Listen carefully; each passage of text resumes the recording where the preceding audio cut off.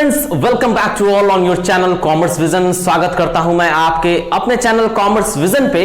और आज स्टार्ट करते हैं हम फिर से क्लास 11th की क्लासेस बीएसटी की, बिजनेस स्टडीज की। और स्टार्ट करेंगे हम आज चैप्टर नंबर 2। नाम है इस चैप्टर का फॉर्म्स ऑफ बिजनेस ऑर्गेनाइजेशन। जी हां, आज हम बात करेंगे फॉर्म्स ऑफ बिजनेस ऑर्गेनाइजेशन के। There are several types of business organisation. Today we have discussed about the 3 types of enterprises, as well as one more thing we have discussed about the first type of private sector enterprise, sole proprietorship. So when we have start this lecture, you need one notebook as well as pen.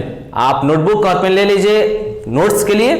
तो start करते हैं हम पहला topic आज का, private sector enterprise.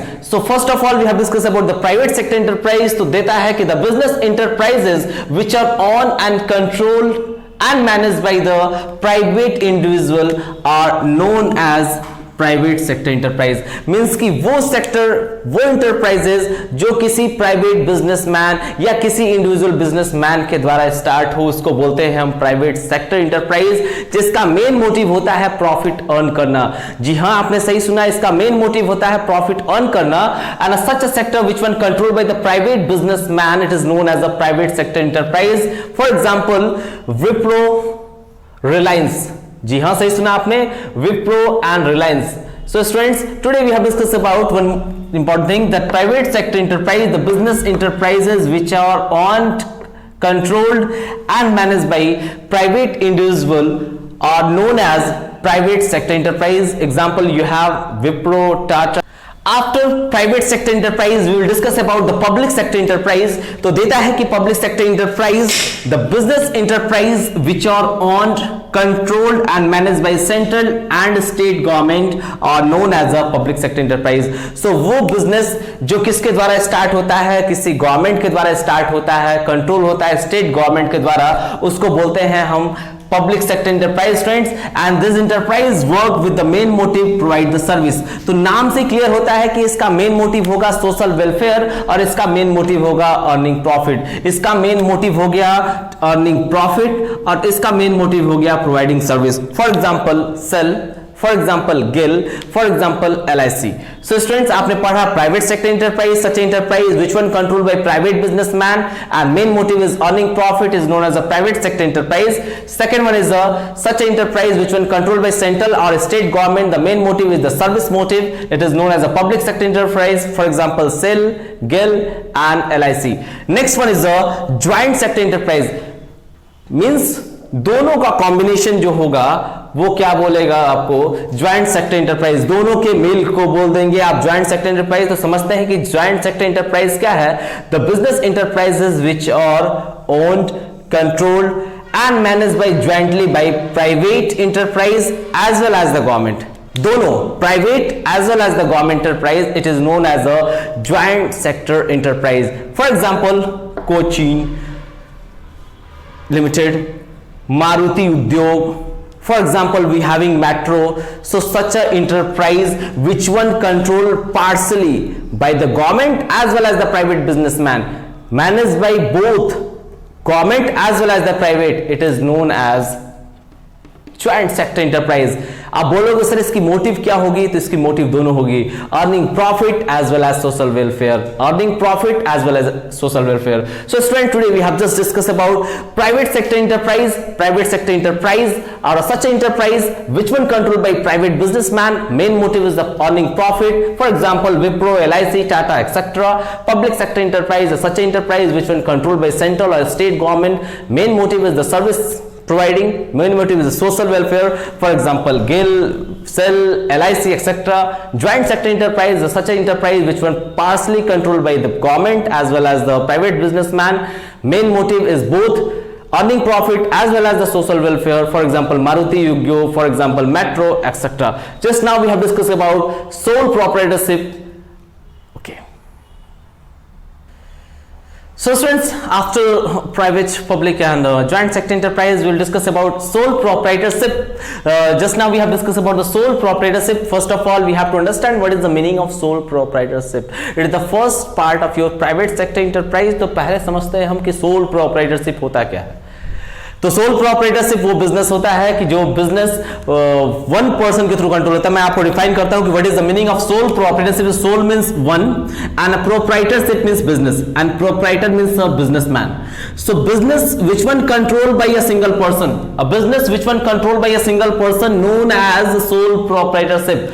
Sole traders business is a type of business unit where one person is a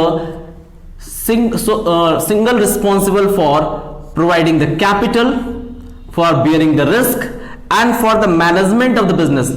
जी मैंने अभी बताया आपको कि वो बिजनेस जो कोई एक पर्सन स्टार्ट करे, कोई भी एक पर्सन जिस बिजनेस को स्टार्ट कर देगा, मान लीजिए ये मोहनलाल ने बिजनेस स्टार्ट कर दिया, मोहनलाल जी ये हैं और मोहनलाल ये बिजनेस को स्टार्ट करेंगे। So Mohanlal will be responsible for all, Mohanlal will be responsible for providing capital, bearing risk, for the management, purchasing of goods, selling of goods, account, सबके लिए रिस्पॉन्सिबल कौन होंगे? Mister Mohanlal.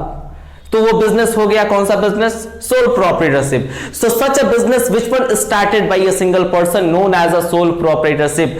For example just I given you the business which one started bye sole proprietor, business which one responsible, only one person is responsible for providing capital, for bearing risk, for the management, for every act of that particular business. That particular business is known as a sole proprietorship as well as sole traders. So student, such a person who engages in a sole proprietorship is known as a sole proprietor. He is known as a, he or she is known as a sole proprietor. अब बोलोगे sir example कैसे क्या होगा इसका?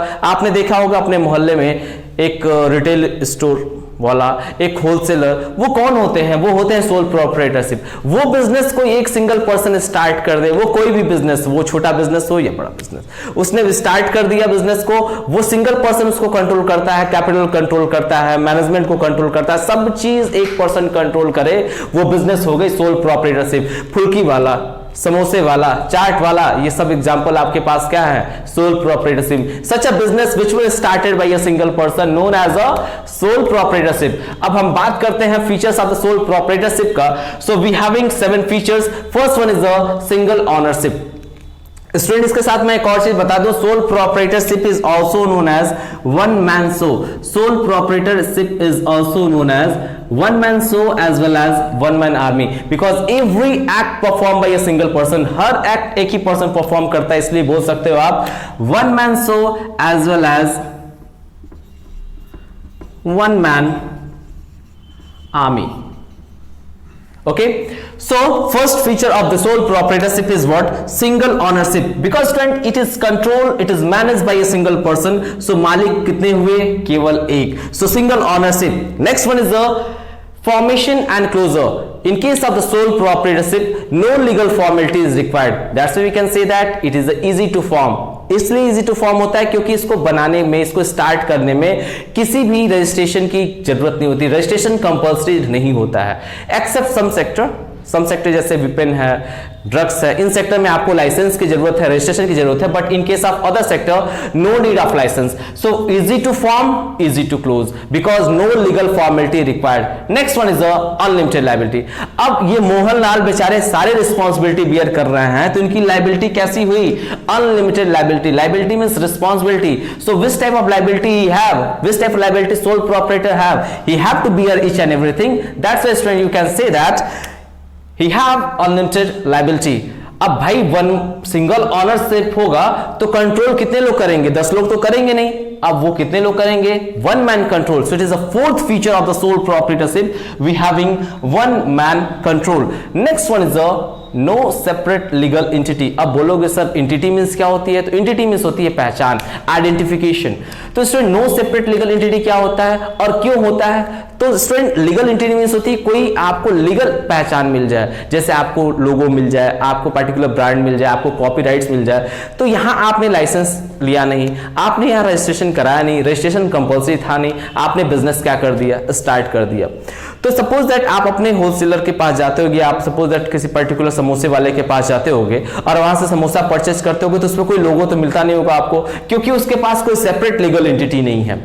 लेकिन वही product आप किसी पर्टिकुलर कंपनी से लेते हो जो रजिस्टर्ड है, उससे पर्टिकुलर ब्रांड होता है, लोगो होता है, कॉपीराइट सब कुछ उसमें मेंशन होता है, because company having separate legal entity. But in case of the sole proprietorship, registration is not compulsory. That's why we having lack of separate legal entity.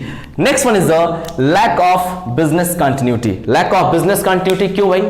क्योंकि whole business depend upon single person. Here whole business depend upon Mohanlal. तो भाई मोहनलाल को कुछ भी हुआ तो business क्या हो गया? ठप हो गया. मोहनलाल बीमार पड़ गए, मोहनलाल का एक्सीडेंट हो गया, मोहनलाल स्विच ऑफ मान लीजिए मर गए, तो बिजनेस क्या हो गया? बंद. So whole business continuity of the business depend upon single person. That's why student we can say that we having lack of business continuity. And last one is a small size.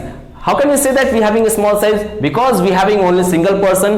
अब भाई single person है तो वो अपने business को बहुत size बढ़ा नहीं सकता, इसलिए हम कह सकते हैं कि we have to face this type of size, a small size. We cannot expand our business one place to another place because one person is unable to control. एक पर्सन हर जगह बिजनेस को बढ़ा नहीं सकता क्योंकि वो हर जगह पहुंच के उसको ग्रोथ नहीं कर, उसको मैनेज नहीं कर सकता. स्टूडेंट्स, टू रीजन है स्मॉल साइज का. पहला, एक व्यक्ति होगा तो उसका जो कैपिटल होगा, जो पूंजी होगी वो भी क्या होगी? कम होगी. दूसरी चीज, उसकी जो स्किल होगी वो भी क्या होगी? कम होगी. That's why student we can say that we having a small size. So students, today we have discussed about 3 types of enterprise: private sector enterprise, public sector enterprise, joint sector enterprise. After that we have discussed that sole proprietorship. Meaning of the sole proprietorship. Meaning of the sole proprietorship, what? Such a business which one is started by a single person, known as a sole proprietorship. And other name of sole proprietorship is a one-man show as well as one-man army. And a person who engages in a sole proprietorship known as a sole proprietor as well as sole trader. Okay. And features of sole proprietorship: single ownership, formation and closure is easy because no legal formality required, unlimited liability because everything bear by a single person, one-man control because we having single owner, no separate legal entity because we will not get any type of particular legal identification. Next one is the lack of business continuity because whole business depend upon a single person. And last one is a small size due to the limited capital and limited managerial skill. A single person is unable to control, unable to grow the business one place to another. That's why we have to face a small size. I hope you understand. Thank you very much.